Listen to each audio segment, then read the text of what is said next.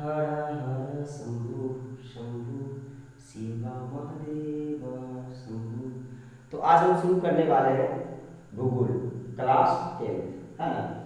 ठीक है, हर हर शंभु के बाद क्लास 10th हम शुरू करने जा रहे हैं प्राकृतिक संसाधन, है ना। सब्जेक्ट जो है वो भूगोल ज्योग्राफी है। ये हम बता रहे हैं प्राकृतिक संसाधन। प्राकृतिक संसाधन, प्राकृतिक संसाधन में हम सबसे पहले बात करेंगे मृदा के बारे में। इसके बारे में, मृदा के बारे में, है ना। अगले लेक्चर में जो हम पढ़ चुके हैं, क्या पढ़ चुके हैं, अगले लेक्चर में हम पढ़ चुके थे भारतीय संसाधन एवं उपयोग के बारे में। ये जो इसमें हम बात करेंगे प्राकृतिक संसाधन के बारे में, मृदा के बारे में। किसके बारे में बात करेंगे, मृदा के बारे में बात करेंगे। ठीक है, तो मृदा, मृदा है क्या, मृदा, मृदा जो है वो मिट्टी का दूसरा रूप है ना। पहले तो वो मिट्टी भी है और मृदा खुद, है ना। मृदा तो कहलाएगा ही, ठीक। तो मृदा जो है मिट्टी का एक दूसरा रूप है ना। दूसरा क्या है, रूप है। कहता है कि मिट्टी के ऊपरी परत, कैसी परत, ऊपरी परत को हम मृदा कहते हैं, जो ऊपरी परत है। मिट्टी के पतली ऊपरी और असंगठित परत, है ना, जिसमें कि पेड़ पौधों के वृद्धि के लिए, है ना, आवश्यक पोषक तत्व मौजूद होते हैं, है ना। उस मिट्टी के अंदर क्या होते हैं, पेड़ पौधों को वृद्धि करने के लिए, है ना, ऊपर बढ़ने के लिए, है ना। उसके अंदर क्या होते हैं, पोषक तत्व होते हैं, वो पोषित करते हैं। किसको पोषित करते हैं, पेड़ पौधों को पोषित करते हैं। ठीक है, तो उसे हम क्या कहते हैं, मृदा कहते हैं, है ना। क्या कहते हैं, मृदा कहते हैं। कहता है पृथ्वी के ऊपर, पृथ्वी, पृथ्वी के ऊपरी पतली, है ना, कैसी, पतली, पतली असंगठित का है। असंगठित का मतलब क्या है, असंगठित, असंगठित का अर्थ हुआ कि मृदा जो होता है, खेत में देखते होंगे मिट्टी जो होता है वो भुरभुरे टाइप में होते हैं, वो आपस में जुड़े नहीं होते, संगठन बनाए हुए नहीं होते हैं। ठीक है, चलो, तो उसे हम क्या कहते हैं, असंगठित। पृथ्वी की ऊपरी पतली असंगठित, है ना, परत, परत जिसमें, जिसमें क्या होते हैं, जिसमें पेड़ पौधों की वृद्धि के लिए, है ना, पेड़ पौधों की वृद्धि के लिए, पेड़ पौधों, पौधों के वृद्धि के लिए, वृद्धि के लिए आवश्यक, आवश्यक पोषक तत्व मौजूद होते हैं। आवश्यक पोषक तत्व, है ना, पोषक तत्व क्या होते हैं, मौजूद होते हैं, मौजूद, मौजूद होते हैं, है ना, मौजूद होते हैं। ठीक है, उपस्थित होते हैं, उनमें पाए जाते हैं पोषक तत्व, जिनसे क्या है, पेड़ पौधे वृद्धि कर सके, है ना। तो ये हुआ हमारा मृदा। ठीक है, मृदा को जो बनने में है वो कई वर्षों का समय लग जाता है, लाखों करोड़ों वर्ष का समय लग जाता है ना। मृदा एक दिन में निर्माण नहीं हो पाता। अगर हम बात करें कि मृदा का निर्माण किस प्रकार से होता है और मृदा के निर्माण में कौन कौन सहायक है, जिसे हम कहते हैं मृदा निर्माण के कारक, है ना, जो मृदा निर्माण में सहायक है। मृदा निर्माण होने में लाखों करोड़ों वर्ष का समय लगता है। कितने वर्ष का समय लगता है, लाखों करोड़ों वर्ष का समय लगता है। मृदा का निर्माण एक दिन में नहीं हो पाता है। ठीक है, एक इंच, मात्र एक इंच मृदा का निर्माण जो है होने में लाखों वर्ष लग जाते हैं।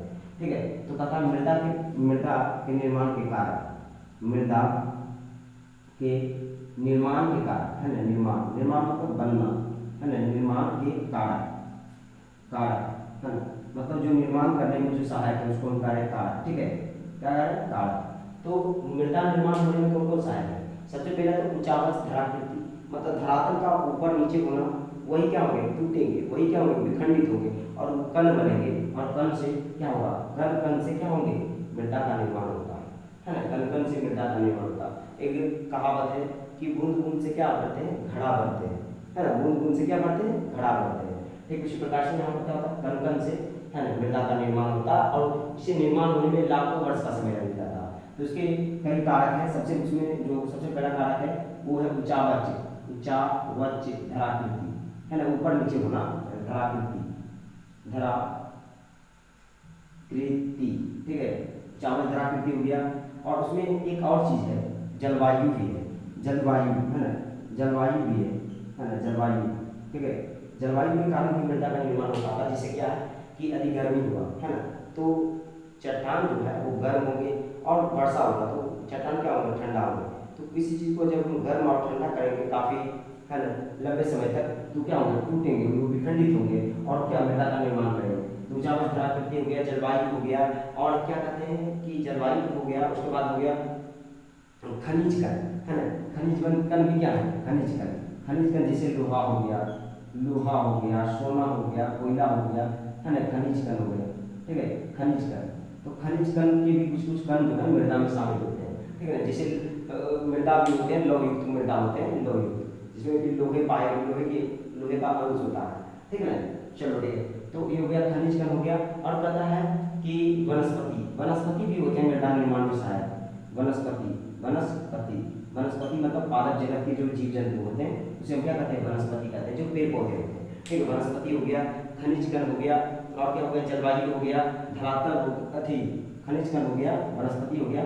उसके बाद समय, समय भी क्या है, किसी भी काम को होने में समय का बीतना अति आवश्यक है। समय हमेशा बीत रहा है, अभी भी समय बीत रहा है, आप सोए चाहे जगे चाहे उठे चाहे आप कुछ भी करें, लेकिन समय का बीतना तो तय है ना। मृदा का निर्माण हो या ना हो, लेकिन समय तो जरूर बीतेगा। तो जो मृदा का निर्माण हो रहा है तब भी समय बीतेगा, मृदा का निर्माण नहीं होगा तभी क्या होगा, समय बीतेगा। तो ये हो गया जलवायु, ऊंचावच धराकृति हो गया, है ना, जलवायु हो गया, खनिज कण हो गया, और वनस्पति हो गया, और एक हो गया चट्टान, है ना। चट्टान भी क्या होते हैं, चट्टान भी एक कारक है, चट्टान के टूटने से क्या है, मृदा का निर्माण हो पाता है, ठीक है। तो मृदा के निर्माण में इतने कारक जो है सहायक है। सबसे पहला ऊंचावच धराकृति, मतलब धरातल जो ऊपर नीचे होने के कारण से ये टूटेंगे, ठीक है, विखंडित हो गए। जलवायु हो गया, खनिज कण हो गया, वनस्पति हो गया, समय हो गया, है ना, और चट्टान हो गया, ठीक। अब हम बात करते हैं जैव पदार्थ में, हम लिखा है जैव पदार्थ है। तो एक जैव पदार्थ भी है, जैव पदार्थ, ठीक है, जैव पदार्थ। जैव पदार्थ भी क्या है, जैव पदार्थ मतलब जो जीव जंतु हैं सड़ जल जाते हैं, उनसे भी क्या होता है, मृदा का निर्माण हो पाता है, मृदा का निर्माण संभव है, ठीक है। अब हम बात करते हैं मृदा के प्रकार के बारे में। किसके बारे में, मृदा के प्रकार के बारे में। तो मृदा के जो है 5 प्रकार है। जलोढ़ मृदा, है ना, जलोढ़ मृदा, और होता है उसके बाद है जलोढ़ मृदा के बाद है काली मृदा, है ना। उसके बाद है लाल एवं पीली मृदा, लेटेराइट मृदा, मरुस्थलीय मृदा, है ना। तो मृदा के कितने प्रकार है, 5 प्रकार है।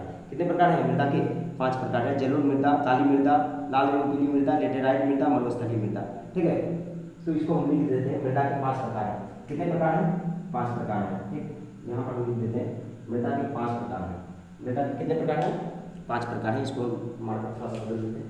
मृदा के 5 प्रकार है, मृदा के प्रकार, है ना, मृदा के प्रकार कौन कौन होगा। सबसे पहला में अगर हम बात करें तो जलोढ़ मृदा, जलोढ़ मृदा, है ना, जलोढ़ मृदा, ठीक है। इसका जो निर्माण है मलबा से हुआ है, ठीक है, मलबा के निक्षेप से हो पाया। उसके बाद क्या है, काली मृदा। काली मृदा का क्या है, बोसाल्ट, बोसाल्ट चट्टान से इसका निर्माण हो पाया, काली मृदा, काली, इसको हम काली कपासी मृदा भी कहते हैं, है ना, काली कपासी मृदा, ठीक है, क्योंकि इसमें कपास ज़्यादा उग पाता है, ठीक है। उसके बाद हो गया जलोढ़ मृदा, काली मृदा, और क्या हो गया, लाल एवं पीली मृदा, लाल एवं पीली मृदा। लाल एवं पीली मृदा का निर्माण कैसे हो पाया, तो लाल एवं पीली मृदा का निर्माण जो है वो आग्नेय चट्टानों से हो पाया, ठीक है। और आगे हम बात करें मरुस्थलीय मृदा, लेटेराइट मृदा। लेटेराइट मृदा में क्या होता है कि लेटेराइट मृदा, है ना, लेटेराइट मृदा में क्या होता है कि अधिक वर्षा वाले क्षेत्र, है ना, अधिक वर्षा वाले क्षेत्र और कम तापमान, है ना, अधिक वर्षा वाले क्षेत्र होते हैं और कम तापमान होता है, ठीक है। पता ये हो गया लेटेराइट मृदा। उसके बाद जो है लेटेराइट मृदा के बाद मरुस्थलीय मृदा, मरुस्थलीय मृदा, है ना, मरुस्थलीय मृदा, मरुस्थलीय मृदा। इसमें क्या होता है, अधिक तापमान और कम वर्षा वाले क्षेत्र में होते हैं, है ना, अधिक तापमान और कम वर्षा वाले क्षेत्र में होते हैं, ठीक, इसका निर्माण होता है। चलो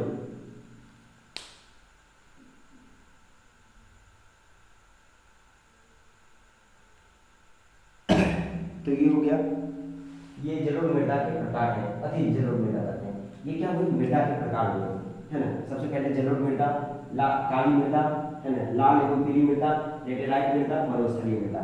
जलोढ़ मृदा का निर्माण कैसे हो पाया, तो कहता है कि नदियों द्वारा बहाकर लाए गए मलबों के निक्षेप से जलोढ़ मृदा का निर्माण हो पाया है ना। और इसमें क्या है कि दक्कन पठार में जो है बेसाल्ट चट्टान होते हैं और उसके विघटित होने से, टूटने से, है ना, काली मृदा का निर्माण हो पाया। इसमें क्या हो, आग्नेय चट्टान क्या है, जैसे विस्फोट वगैरह होता है ना, तो विस्फोट होने के बाद क्या है उससे लावा निकलते हैं, और लावा क्या है, शुष्क होकर के सूख कर वो किसका रूप ले लेते हैं, चट्टान का रूप ले लेते हैं, आग्नेय चट्टान।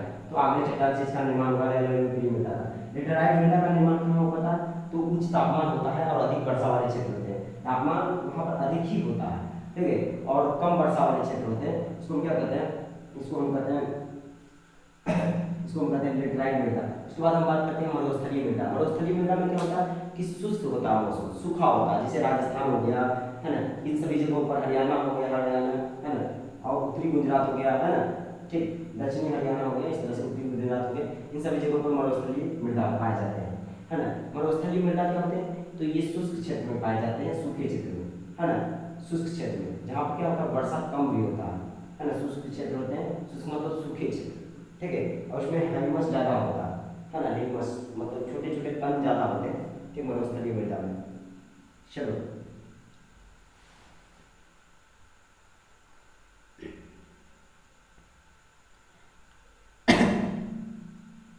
तो सबसे पहले इसको जो है हम मिटा लेते हैं। डस्टर कहाँ गया है?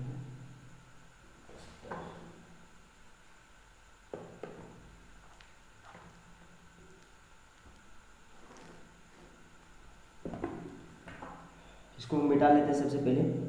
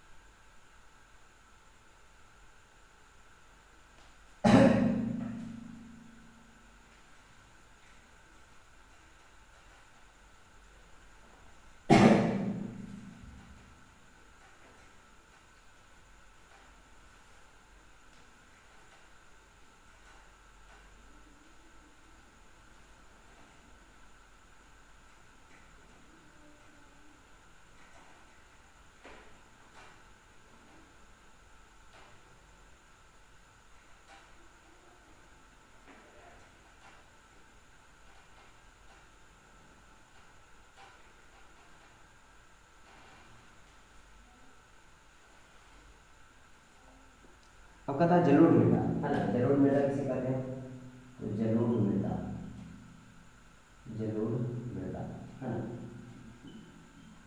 कहता नदियों द्वारा बहाकर लाए गए, जैसे बाढ़ वगैरह आता है ना, तो बाढ़ में क्या होता है कई मिट्टी जो होते हैं, कई मिट्टी के परत जो होते हैं वो बह जाते हैं, है ना, तो बाढ़ आने से क्या होता है कई हानि होते हैं, या तो कई जगह लाभ होते हैं। जैसे हानि कहाँ होते हैं, तो जहाँ का मिट्टी बह जाता है उससे हानि होते हैं, और कहीं क्या होते हैं कि मिट्टी जमा हो जाते हैं, है ना, जमा हो जाते हैं बाढ़ द्वारा लाए गए या तो जल द्वारा, है ना।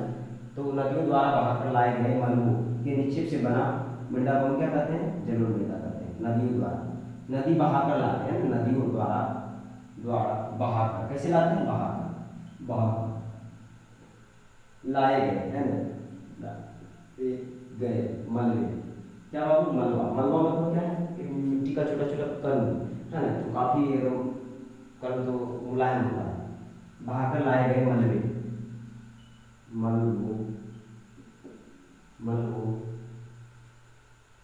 के निर्माण से, है ना, मलबो, मलबो के निक्षेप, निक्षेप, निक्षेप के निर्माण से, है ना, के निर्माण से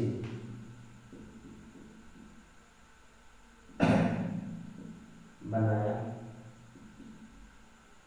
गया मृदा, मृदा क्या कहलाएगा, कहता नदियों द्वारा बहाकर, बहाकर, है ना, कैसे, बहाकर लाए गए मलबों के निक्षेप से निर्मित होते हैं, है ना, निर्मित से, मलबों के निक्षेप से, मलबों के निक्षेप, मलबों के निक्षेप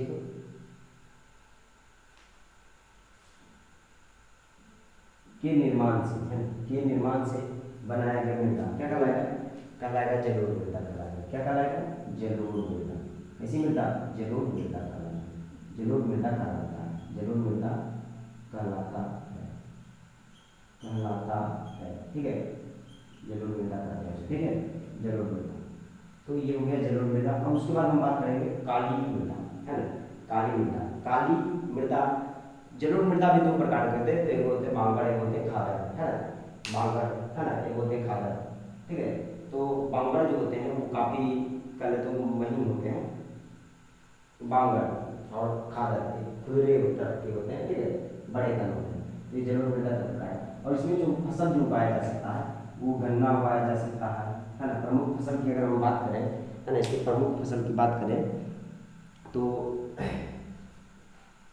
गन्ना हो गया, चावल हो गया, है ना, प्रमुख फसल। इसमें क्या क्या उगाए जा सकते हैं, प्रमुख फसल में उगाए जा सकते हैं, प्रमुख फसल में क्या उगाए जा सकते हैं, फसल में उगाए जा सकते हैं गन्ना हो गया, है ना, चावल हो गया, ठीक है, और गेहूँ हो गया, है ना, चावल हो गया और क्या हो गया, गेहूँ हो गया, इसको हम उगा सकते हैं, ठीक है। जरूर मृदा में हम क्या क्या उगा सकते हैं, तो फसल के रूप में गन्ना उगा सकते हैं, चावल उगा सकते हैं और क्या उगा सकते हैं, गेहूँ उगा सकते हैं, ठीक है, बात क्लियर है। चलो आगे हम बढ़ते हैं। अब है काली मृदा, काली काली मृदा, है ना, काली मृदा का दूसरा नाम क्या है, काली मृदा का जो दूसरा नाम है उसको हम कहते हैं काली कपासी मृदा, है ना, काली कपासी मृदा। कहता है इस मिट्टी का निर्माण जो है दक्कन पठारी, है ना, इस मिट्टी का निर्माण, इस मिट्टी का निर्माण दक्कन पठारी, दक्कन पठारी प्रदेश में बेसाल्ट, है ना, ऐसा बेसाल्ट चट्टान, चट्टान का नाम है बेसाल्ट, है ना, बेसाल्ट के विघटित होने से होते हैं, है ना, बेसाल्ट के टूटने से, है ना, इसका खंड में बंटने से, खंडन होने से, ठीक है। कहता इस मिट्टी का निर्माण जो दक्कन प्रदेश, है ना, दक्कन पठार प्रदेश, है ना, दक्कन पठार प्रदेश, ठीक है, पठार प्रदेश में बेसाल्ट चट्टानों के विघटित होने से होते हैं, है ना, चट्टानों के विघटित होने से होते हैं, चट्टानों के विघटित होने से होते हैं, विघटित होने से होते हैं, ठीक है, होने से होते हैं, ठीक है, उसे हम क्या कहते हैं, मृदा कहते हैं, काली मृदा कहते हैं जी। काली मृदा का जो दूसरा नाम है वो है रेगुर, है ना, इसे हम क्या कहते हैं, रेगुर भी कहते हैं, है ना, काली मृदा का दूसरा नाम क्या है, रेगुर है, ये तो इसे हम काली कपासी मृदा भी कहते हैं। दूसरा नाम की अगर हम बात करें, दूसरे नाम की बात करें, इसका नाम है रेगुर, क्या है, रेगुर, रेगुर। ये तो इसमें ज़्यादा से ज़्यादा कपास उग पाते हैं, है ना, कपास की खेती जो है काली मृदा में अच्छे तरीके से उग पाता है, इसीलिए इसका नाम है काली कपासी मृदा, क्योंकि ये काला है ना, और काला है लेकिन बेचारा दिल वाला है, ठीक है, इसमें कपास अत्यधिक उपजाया जा सकता है, इसीलिए इसका नाम हुआ काली कपासी मृदा, ठीक है। तो इसको हम बताते हुए चलते हैं, लिखेंगे नहीं, आपको लिखना है तो लिख सकते हैं। तो कहता काली मृदा का जो प्रमुख फसल है वो कपास और गन्ना है, क्या है, कपास और गन्ना है, ठीक है। यहाँ पर जगह अगर है तो लिख देते हैं।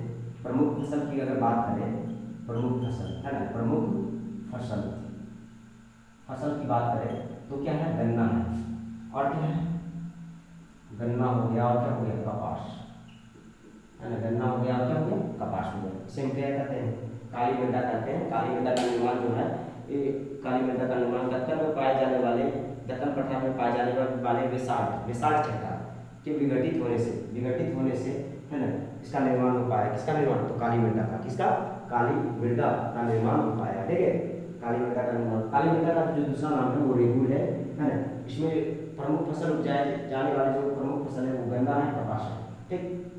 तो आगे हम बढ़ते हैं, उसके बाद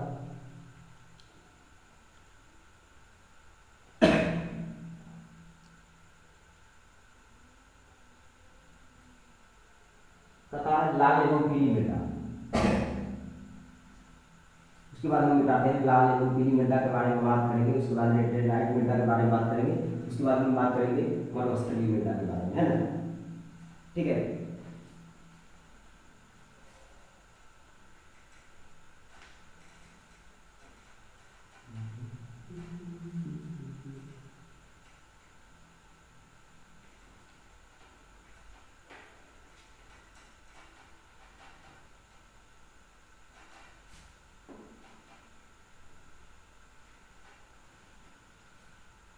उसके बाद जो है वो है लाल एवं पीली मृदा।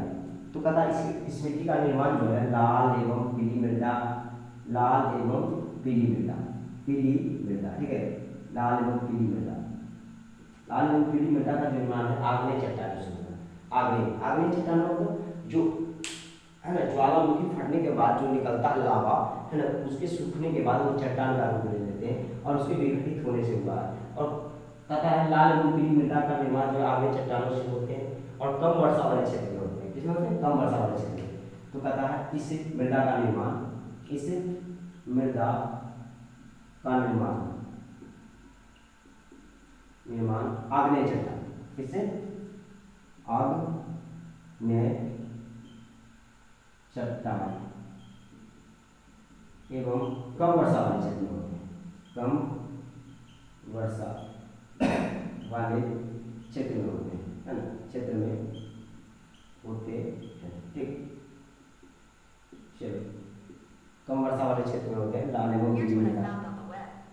लाल एवं पीली मृदा में क्या है कि लाल एवं पीली मृदा जो है उसमें लौह युक्त होते हैं, लोहे का अंश होता है, इसीलिए इसका रंग जो है लाल एवं पीला के आसपास होता है। ठीक है, तो ये हो गया लाल एवं पीली मृदा। इसके जो प्रमुख फसल है वो प्रमुख फसल इसके कुछ भी नहीं है, हालांकि इसमें कई फसल उगाए जा सकते हैं।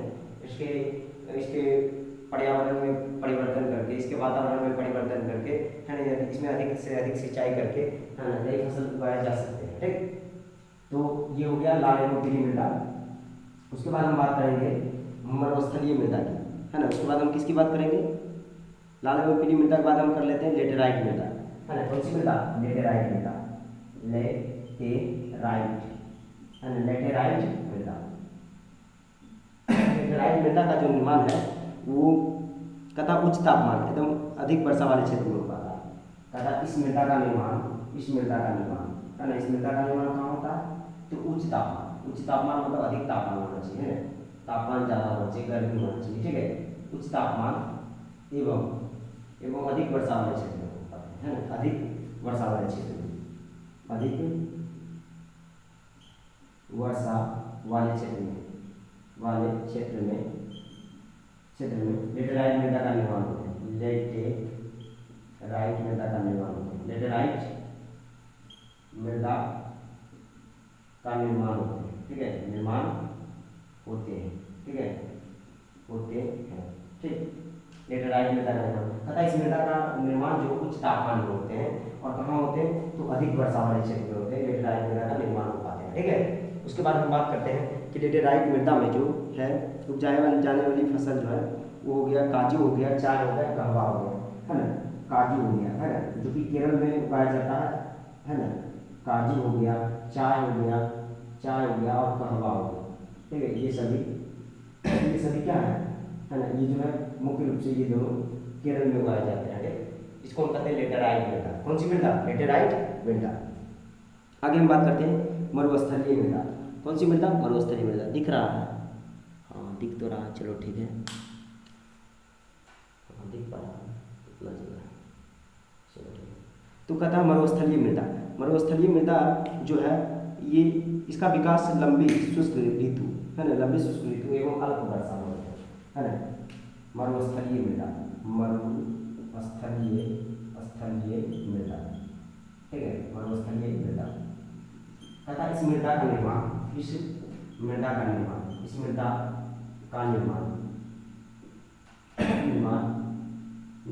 शुष्क क्षेत्र एवं कम वर्षा वाले क्षेत्र में होते हैं। शुष्क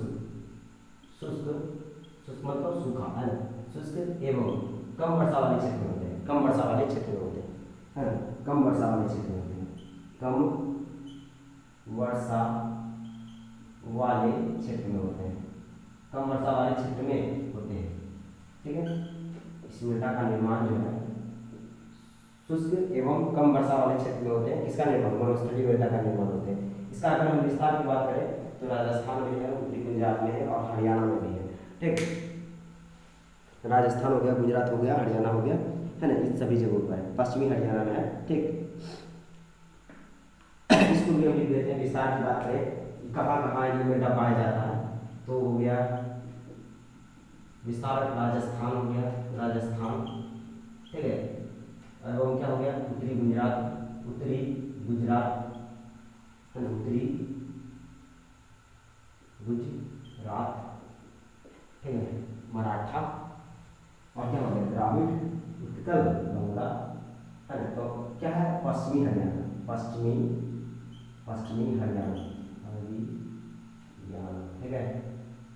तो ये हो गया मरुस्थलीय मृदा। क्या वही पर दे देगा तथा इस मृदा का निर्माण शुष्क एवं कम वर्षा वाले क्षेत्रों में होते हैं, जिसका विस्तार जो है राजस्थान हो गया, उत्तरी गुजरात हो गया, पश्चिमी हरियाणा हो गया। ठीक है, आगे हम बात करते हैं भूमि उपयोग के बारे में। किसके बारे में? भूमि उपयोग के बारे में। ठीक है, भूमि उपयोग के बारे में बात करते हैं। इसको हम मिटा लेते हैं सबसे पहले।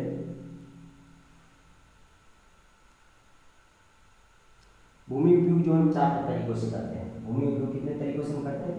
4 तरीकों से करते हैं। ठीक,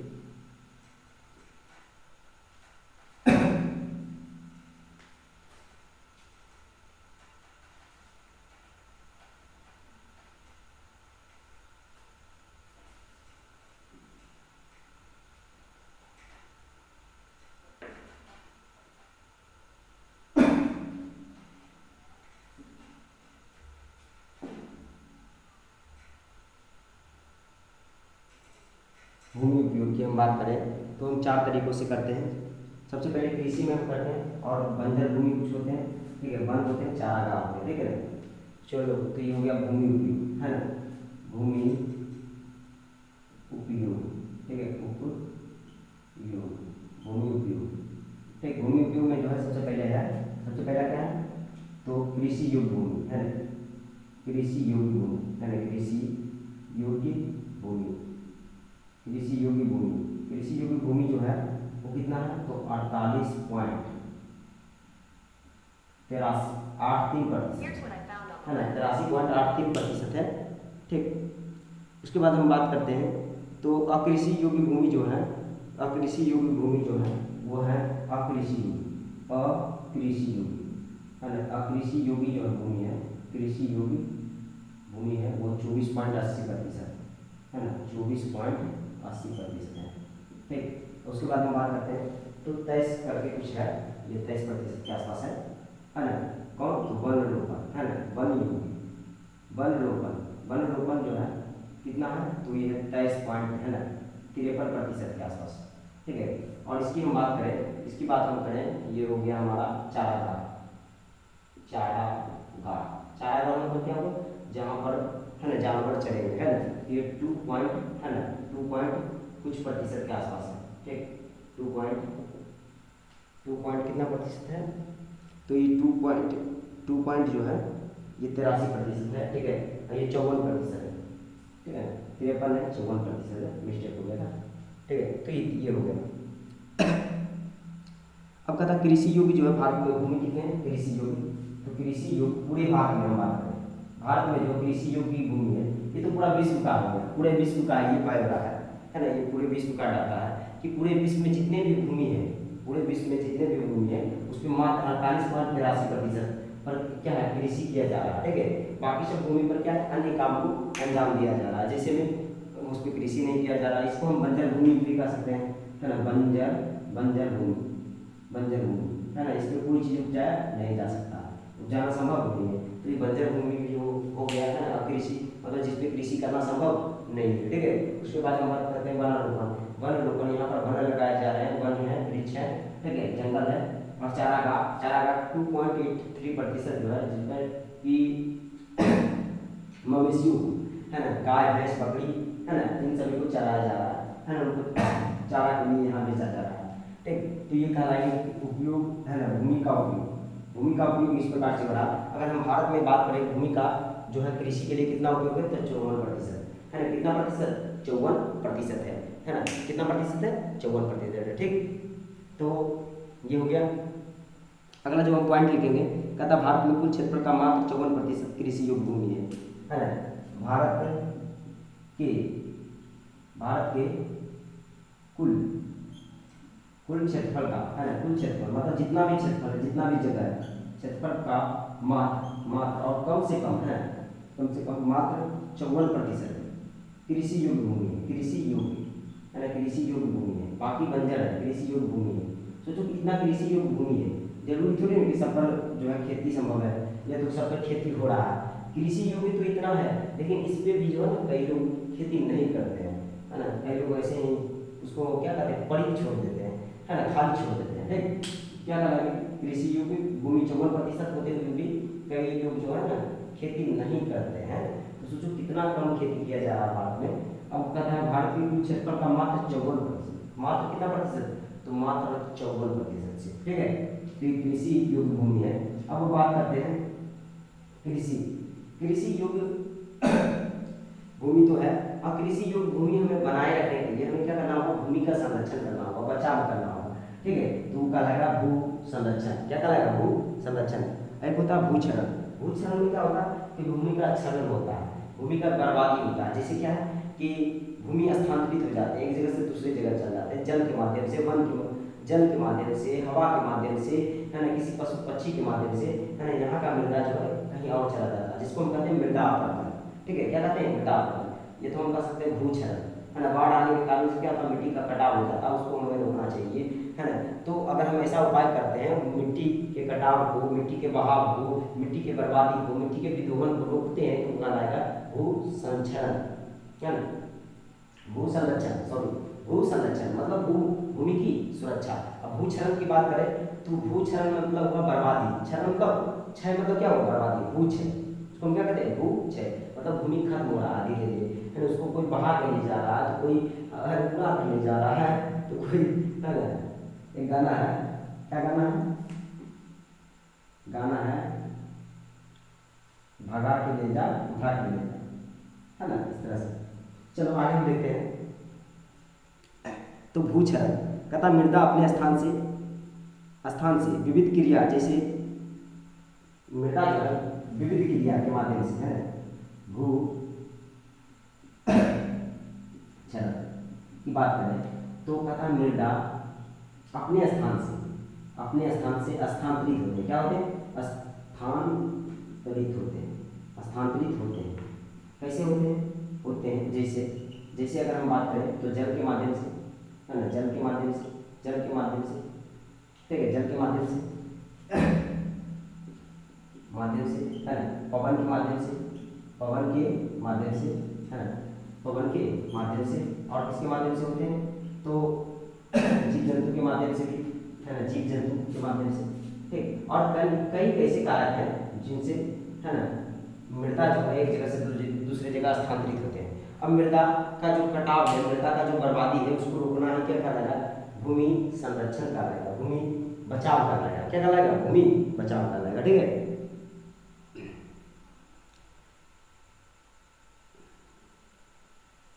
तो अगला जो पॉइंट है उसको हम लिख देते हैं।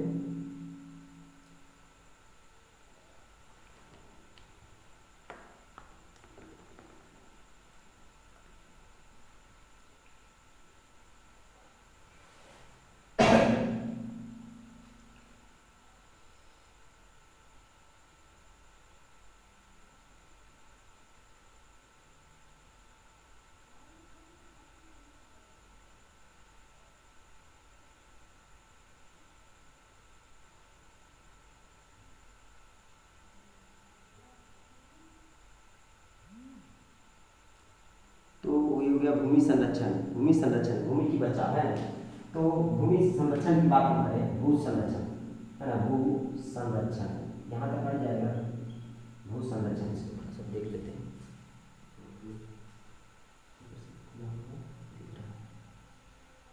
दिख तो रहा भू संरक्षण कहता मिट्टी के कटाव, मिट्टी की बर्बादी को रोकना ही क्या कहलाएगा, भू संरक्षण कहलाएगा, है ना। मिट्टी की बर्बादी, मिट्टी के कटाव को रोकना, है ना, मृदा के कटाव, है ना, बहाव,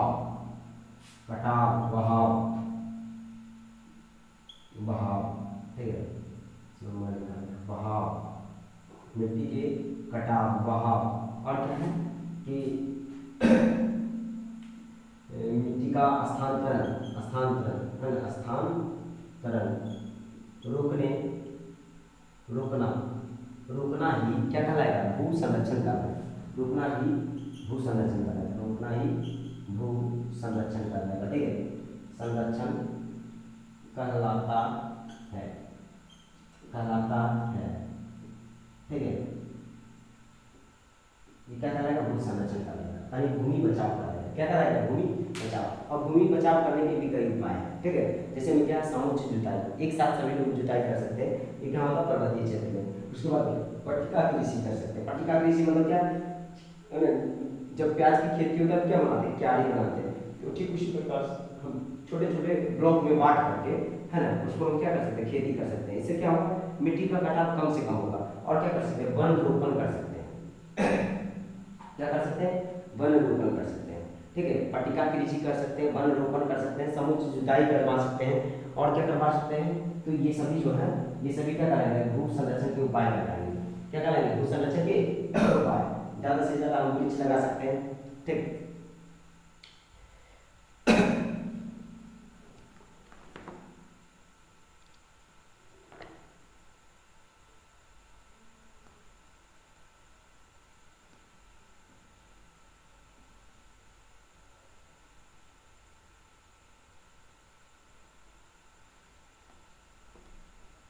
इसको हम सबसे पहले मिटा लेते हैं। उसके बाद जो है ना, लास्ट चाहिए हमारा भूमि संरक्षण के उपाय हम लिख देते हैं। ठीक, उसके बाद ये चैप्टर जो है पूरा वन शॉट में खत्म हो जाएगा।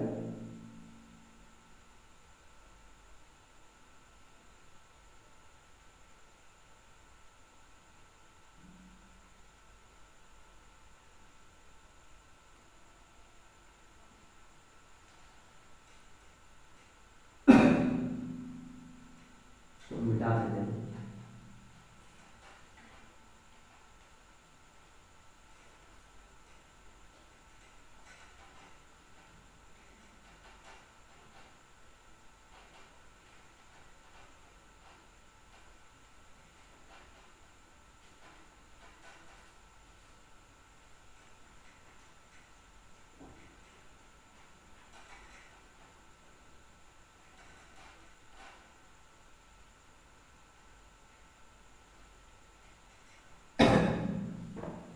तथा भू संरक्षण के उपाय, है ना, भू